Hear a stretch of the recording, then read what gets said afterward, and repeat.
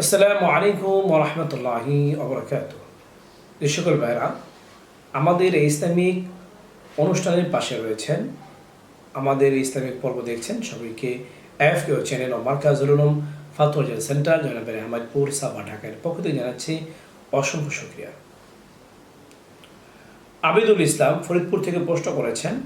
তার প্রশ্ন হলো, যদি নাপাক অবস্থায় কোনো ব্যক্তি তাওয়াফ করে তাহলে সেই ব্যক্তির তাওয়াফের হুকুম কি? সেই ব্যক্তির তাওয়াফ করার হুকুম কি?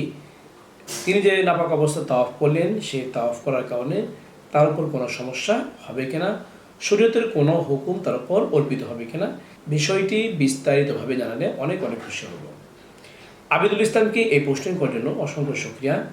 তার প্রশ্ন উত্তর হলো, যদি কোনো ব্যক্তি তাওয়াফে সুদূর অজু ব্যতীত করে, কোনো ব্যক্তি যদি তাওয়াফে সুদূর অজু ব্যতীত করে তাহলে তার উপর দম ওয়াজিব হবে।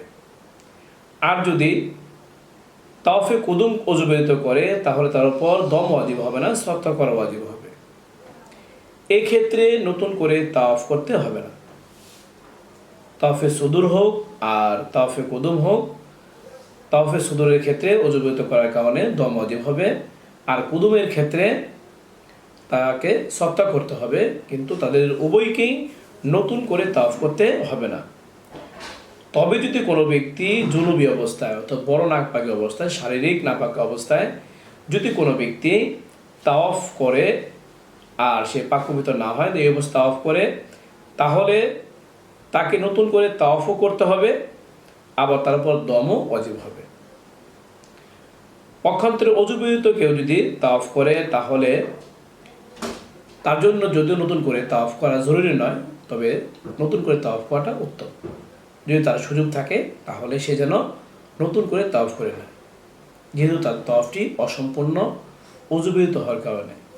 যদি তার উপর দম অথবা সৎ ওয়াজিব হয়েছে, তারপরেও নতুন করে তার জন্য তাওয়াফ করাটা উত্তম হবে। এই মাসলার রেফারেন্স হাওলা উদ্ধৃতি আপনারা পাবেন ফাতোয়া আলমগীর 1 নম্বর খণ্ডে 310 নম্বর পৃষ্ঠায়, ফাতোয়া তাদেরখানিয়া 3 নম্বর খণ্ডে 604 নম্বর পৃষ্ঠায়, ফাতোয়া স্বামী 2 নম্বর খণ্ডের 551 নম্বর পৃষ্ঠায়, আল মুহিতুল বুরহানি 3 নম্বর খণ্ডের 450 নম্বর পৃষ্ঠায়, আল বাহরাকে 3 নম্বর খণ্ডের 36 নম্বর পৃষ্ঠায়।